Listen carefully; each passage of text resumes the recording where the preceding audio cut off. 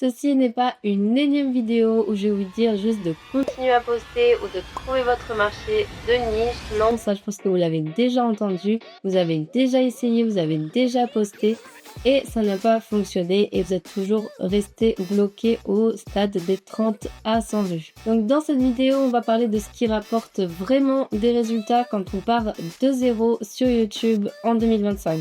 Des vrais conseils, une vraie stratégie, rien de superflu. Et restez bien jusqu'à la fin parce que je vous dis ce que personne ne veut vous dire, c'est la menace discrète qui vous empêche d'avancer sur YouTube. En 2025, YouTube est un jeu d'attention et pas d'audience. C'est plus nécessaire d'avoir 1 million de followers pour obtenir des vues. L'algorithme de YouTube fonctionne désormais davantage comme celui de TikTok, c'est-à-dire qu'il va recommander votre contenu en fonction de sa performance et non en fonction de votre nombre d'abonnés. Cela signifie donc que vous pouvez avoir 0 abonné et pourtant atteindre des milliers de vues, à condition évidemment que les personnes regardent vraiment votre contenu. Donc pour l'instant, laissez de côté la création de communauté, votre travail, créer du contenu que les inconnus auront envie de regarder et surtout de terminer. Et cela commence avant même que vous n'ayez appuyé sur le bouton d'enregistrement. Et oui, la plupart des petits créateurs font cette erreur, ils se concentrent à 90% sur l'édition de la vidéo et seulement à 5% sur le titre et la couverture. Le titre et la photo de couverture ne sont absolument pas là pour décorer, c'est vraiment très important. Posez-vous vous-même la question, est-ce que si cette vidéo apparaîtrait sur mon écran d'accueil, est-ce que je vais la regarder ou non ? Pour vous donner une idée, voici ce qui fonctionne. Donc une idée claire, pas de confusion et pas de gros pavés. Des contrastes, donc des couleurs, des mots ou des expressions qui vont inciter les utilisateurs à arrêter de scroller. Et enfin, générer une émotion, donc ça peut être attiser la curiosité ou même essayer de créer une petite confusion pour attirer l'attention. Par exemple, au lieu de mettre comme titre « Conseil pour développer votre chaîne YouTube », vous pouvez essayer pourquoi personne ne regarde vos vidéos et comment y remédier. Vous avez sûrement déjà entendu, il suffit de poster des shorts.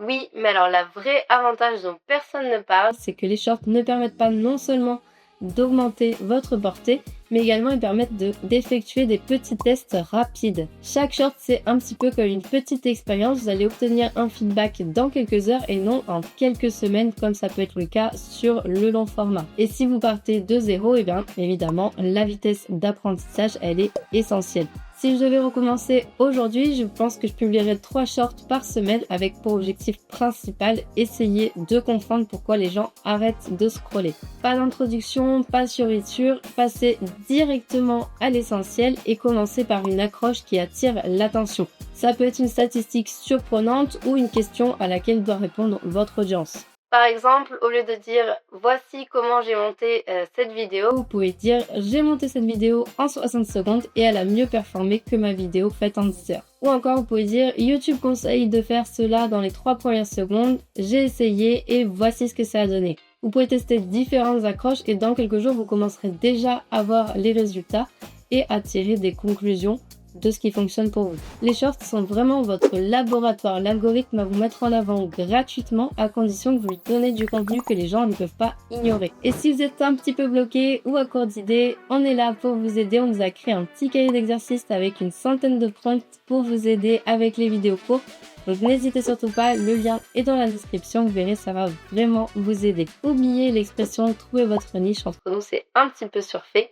Et ce dont vous avez vraiment besoin, c'est d'un format qui soit reconnaissable et que vous allez pouvoir répéter, reproduire chaque semaine. Une structure avec laquelle votre audience va pouvoir facilement se faire et que vous allez pouvoir reproduire de manière régulière. Pensez à vos créateurs préférés, ils sont pas seulement connus pour être dans un marché de niche, mais surtout pour reproduire un même format. Ali Abdaal par exemple, il se contente pas de parler de productivité, il va expliquer comment il travaille, quels sont ses outils et ses méthodes avec des mini-séries comme par exemple ma routine matinale qui va reproduire donc semaine par semaine. Un autre exemple, MrBeast, c'est pas seulement du divertissement, il relève des défis, donc c'est un format, on sait à quoi s'attendre. Même des plus petits créateurs, comme par exemple quelqu'un qui va tester des outils d'intelligence artificielle, il peut commencer ses contenus toujours de la même façon, avec la même accroche, qui peut être par exemple, est-ce que ce produit vaut-il vraiment la peine d'être utilisé? Et on passe maintenant à ce que je vous ai promis en début de vidéo, donc ce que personne ne vous dit, votre menace discrète, la menace discrète des nouvelles chaînes. Ce n'est pas un mauvais montage ou le fait de ne pas avoir d'abonnés, non.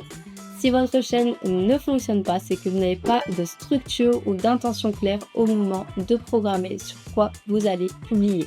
Une semaine, ça va être un tutoriel, la semaine suivante, ça va être un vlog et la semaine d'après, ça va être une critique d'un livre. Même si tout ça c'est basé sur votre sujet de niche, ça va sembler chaotique aux yeux du public et pire encore aux yeux de l'algorithme. Gardez bien en tête, les spectateurs confus ne s'abonnent pas et un algorithme confus ne vous recommande pas. Donc avant d'enregistrer votre prochaine vidéo, posez-vous bien la question, est-ce que si quelqu'un tombe sur cette vidéo, est-ce qu'il saura à quoi s'attendre la semaine prochaine?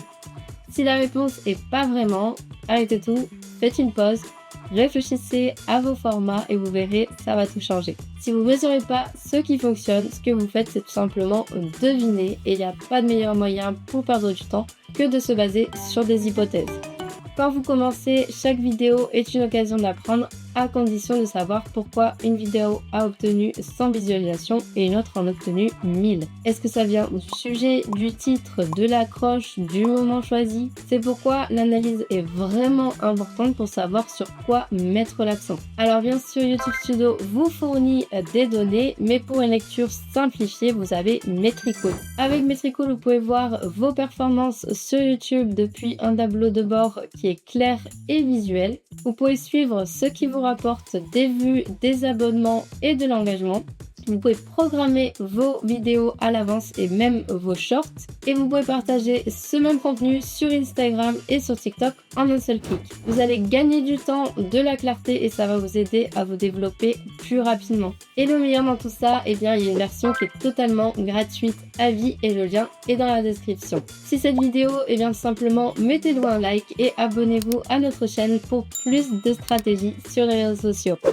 Commentez-nous en commentaire quel est le prochain format de votre vidéo. Je vous dis à très vite.